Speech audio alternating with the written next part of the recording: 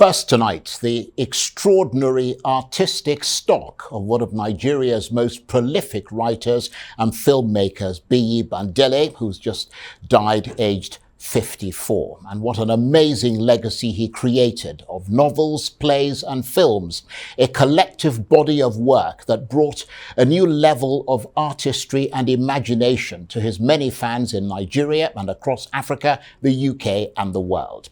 Well, tonight we remember his prodigious talent and his remarkable capacity to create, but also his personal life and his lasting friendships through the people who knew him well. Across his amazing career, he wrote novels like The Man Who Came In From Back of Beyond, The Street, and Burma Boy, and directed Ebony Life's 50, Elesin Oba, and Blood Sisters. But he is, of course, best known across the world for directing the epic movie Half of a Yellow Sun, a classic novel by Chimamanda Ngozi Adichie, which won the Orange Prize in 2007. It was adapted by Biyi Bandele and filmed with a cast led by Chiwetel Ejiofor and Tandy Newton.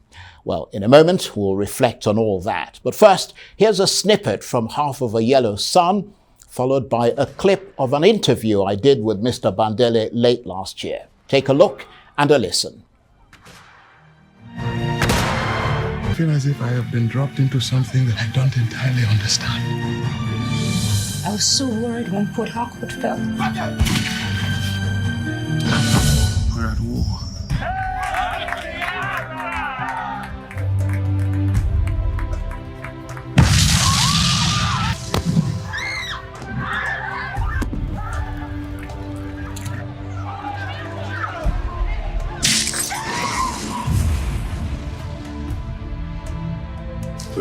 Let's start by talking a little bit about Half of a Yellow Sun, the movie we just saw the trailer, which was a very, very ambitious project, and to date, still the biggest budget movie ever to come out of Nigeria. I understand it was cost about $10 million to make. How did it come about and what drew you to it? What drew me to it was Chimamanda's great book. I read the book, I think, around 2005. I fell in love with it. I fell in love with it, especially with the two central female characters, the twin sisters. And I had also, for a very long time, wanted to adapt Chinua Achebe's short story set during the Second World, during the Biafran War, Girls at War. And it turned out that Chimamanda's inspiration for Half of a Yellow Sun was Achebe's short story. They used to be neighbors when she was a kid, the Achebes and Chimamanda's family. And so she knew Achebe quite well. And I fell in love with it. I had been trying to make my debut as a filmmaker for quite a while at the time, and it was almost impossible. Project after project didn't see the light of day, and Half a Yellow Sun took about 6 years to happen. It took a long time, partly because it was so expensive, and that combined with the fact that I insisted that I wanted to direct it, and it was very important to me that I directed. The very reason I became a filmmaker was because living in the UK, an African writer, screenwriter, I got to a point where I got quite fed up, really tired of seeing my work on screen, directed by other people, and wanting to hide under my seat because I didn't recognize it and because it was embarrassing. That is, of course, Biyi Bandele speaking to me late last year, and he has died at the age of 54. Well, to help us assess the legacy of the celebrated novelist, playwright and filmmaker, Mr. Bandele, of course, I'm talking about. I'm joined now from Lagos by the executive producer who oversaw many of his more recent films, Mo Abudu, CEO of the Ebony Life Group. Mo, thank you so much indeed for joining us. You're a very busy person, and we appreciate the fact that you took the time to talk to us, and my condolences go out to you because I know you worked with Biyi very closely, and it is fair to say that Biyi Bandele was a massive presence on the art scene in Nigeria and the UK, wasn't he? He had a massive presence. I met Biyi back in 2012 when they were shooting Half of the Yellow Sun in Calabar, because at the time Ebony Life was starting its linear television channel at the time, and they were shooting out of Siro Tinapa. And that's when I first made contact with him. And then a few years later, I thought about myself getting into filmmaking as an executive producer. And there was a function at the Wheatbaker Hotel, I remember distinctively, and I met him it was a Half of the Yellow Sun function, and I met him there, and I mentioned that I had a film that I wanted to executive produce, and that I was looking for the right writer and the right director, and we got chatting, and that's basically how 50 came about, that we eventually made and was released in the year 2015. It got into the London Film Festival. It had a wonderful premiere in London and a great outing in the cinemas here in Nigeria also. So it's a project that that I'll always be proud of. It's a classic. It's one of those forever green movies that you can watch time and time again. I'm very proud of the work, and that's how our relationship started. And 7 years later. Of course, Biyi and I stayed in touch over the years, and 7 years later, we then had another project in partnership with Netflix, and we were looking for a second director. Kenneth Nyang was one of our directors. We're looking for a second director, and between Netflix and my company, we decided that we wanted Biyi to be our second director.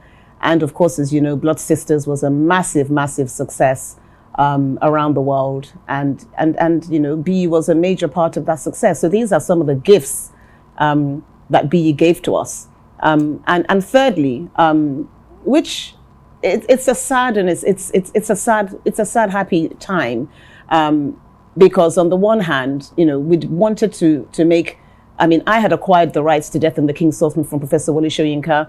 I started chasing Prof about these rights probably about 13 years ago, and eventually he signed off on the rights 10 years ago, and the rights were nearly up this last year, so we had to get it made, and Netflix had agreed to partner with us on it, and it's source material that that Biyi knew so well. He knows the work so well, and we decided that it must be Yoruba language, so there was the entire translation process with Kola Tibosu that worked with us. And obviously, Sir Badejo that did all the music. We just said it had to be in its natural, authentic form. That's how we wanted to recreate Death and the King's Horseman. And it's a piece of work. It's a true gift that Biyi. It's a legacy project that Biyi has left behind. And we sent it to the Toronto International Film Festival, and only last week was it announced that it was in the special presentation category. At the festival, and we were all planning to go. Biyi, we'd been talking about taking this trip, and here we are. And I wonder what details you can share with us about what you know about how he died. I don't have to, Biyi was a very, very, private person. For him, it was a lot of our relationship was very much about the work, and he was a loner for all intents and purposes. Really kept to himself a lot. He didn't say much. He was very quiet. Every now and again, he would have go off into one of his moods and probably have a good swear at everybody, which a lot of directors do. But a lot of the time, Biyi didn't say much. So I don't really have full details of what happened.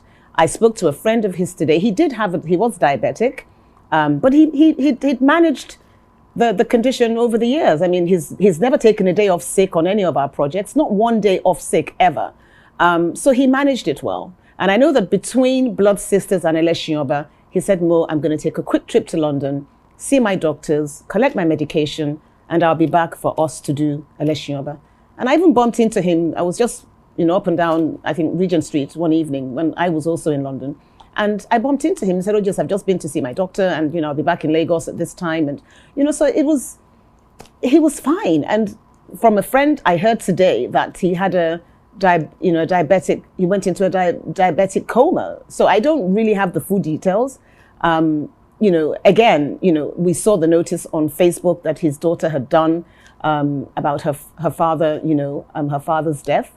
So I don't really have the full details. And Biyi doesn't have a lot of friends. He was a very, very, as I said, it was pretty much, really much about him. I mean, a couple of friends that he did have, I mean, I've reached out to them and they also, aren't too sure about what really happened. But, to all intents and purposes, it was his diabetes that I understand, caused it all. Yeah. Well, I appreciate your talking to us about that, and perhaps it wasn't entirely fair of me to put you on the spot there. We are, of course, going to be talking later in the program to a close friend of his, Steve Ayorinde, who is an Arise News anchor, and perhaps he might have other insights into that. But let's keep it to the professional relationship that you had with him. I'm very curious, actually, that when you met him, he was directing his first movie, which was Half of a Yellow Sun. I mean, is it unusual for producers like yourself to take such a risk? And, seeing a first-time director trying to manage a big budget movie like that, and then sort of to bring him on board for your own projects? Well, I'm known as the risk taker. I mean, pretty much I've taken so many risks, myself with the things that I have done. I mean, I've been a first timer myself. I mean, many instances in a lot of the things that I have done. But you can spot excellence in people when you meet them, and you can spot that they're going to have specific talents that they can bring to certain projects. And filmmaking is a collaborative process for all intents and purposes, but you do need to have the right director, the right writer, the right director of photography and casting and, wardrobe. And, it takes a village. But I just felt that definitely Biyi could be a part of our team as a director. And we had several conversations, of course, prior to us deciding to go ahead. I had to be sure. I mean, it's one thing thinking something, it's another thing actually doing it. So I was very clear by the time I met him, and we'd had several meetings, that he would be the right person for 50. And then from 50, Blood Sisters. And, we had all manner of meetings, with Netflix when it came to Blood Sisters, Elesin Oba, again, because it is a co-production with Netflix. So he's been part and parcel of that process of being asked certain things and obviously having the right, responses to what we need to know to be comfortable that he can certainly do the work. And he hasn't proven us wrong so far. Yeah. Well, absolutely. I couldn't have said it better myself. And I was going to say, because I knew him from back in England when he wrote the book, The Street. And he was very committed to his craft, a very sort of gentle soul, but enormously hardworking and tremendously gifted as a writer and playwright. So I can see how that would have won you over. Absolutely, absolutely. I mean, he wrote 50. We had a couple of other writers that contributed to the writing of 50, but he looked at it and he said, Mo, I need to rewrite this. And he took the entire project and he rewrote 50 as we have it today, keeping a few elements in from a couple of other writers. But I have to say that at least 90% of what you see in 50 was pretty much written by Biyi Bandele. He didn't write Blood Sisters, but of course he had some creative ideas that he contributed to it. But Death and the King's Horseman he wrote. Now, Death and the King's Horseman is in the theatre, it's a 3-hour play. And we've been able to make this film into about 95 minutes, and we've captured we knew that we had to be, we wanted to be as close to the source material as possible. Biyi was very insistent upon that, and also because it's so well respected and so well known, we bought into that immediately, that we must stay as close as possible to the source material that was created by Professor Wole Soyinka. And we did. But, of course, it's not 3 hours, but we at every point in time, we had to make sure that the key elements that made up the play were present. And I'm very pleased to say that, it's an incredible piece of work. I'm so proud. Biyi was so passionate about this project. Everyone the trailer came out last week, and it's just been absolutely, the response has been overwhelming. And, we look forward to sharing this incredible work that Biyi has done with the world, because they need to see what's been created. They just need to see it. We're just so proud. We're just so proud. Yes, I would have to agree with you there. We've got less than a couple of minutes or so left on this chat. I mean, how should we immortalize his huge legacy? How should we remember him? We have to remember the gifts that he created. And the gifts for me are the projects that he worked on with us. 50 Blood Sisters, Elesin Oba, for me is, I love all our projects, of course. 50 being the very first film I've ever made, and Blood Sisters being the first original series we've ever done. But Elesin Oba, because it's in our native Yoruba language, it's just so, so special. It's so special. And these are legacy projects that Biyi has left. And most importantly, Elesin Oba is a legacy project for him. And it's something that he's going to be remembered by forever and ever. And, I'm just pleased that I had the opportunity to have worked with someone like him that really, really knew the material. He really, really knew this material so, so well. And there are just no words to describe how happy I am that we got the opportunity to make it a reality. The sad thing is that, we're going to go to TIFF and he's not going to be there, and he's going to launch, a limited run of cinemas and the Netflix, and he's not going to be there to see and enjoy the applause, because I do certainly know that there's going to be a lot of applause around this work that he's created. But I'm just happy that he got the opportunity to do something that he'd always wanted to do. I've got emails dating back to 50 because I'd had the rights as far back as then, when he said to me, Mo, please, let's do this. And I kept saying to him, we will. And you know what it's like, just trying to sometimes make things happen. So I'm just happy that we had the opportunity to produce this work and to work with him on it. Yeah. Mo, I want to thank you very much indeed for taking the time to be on our program today, and for paying such brilliant tributes to a truly masterful novelist, playwright and filmmaker, Biyi Bandele. And that's Mo Abudu, CEO of the Ebony Life Group, talking to me there from Lagos.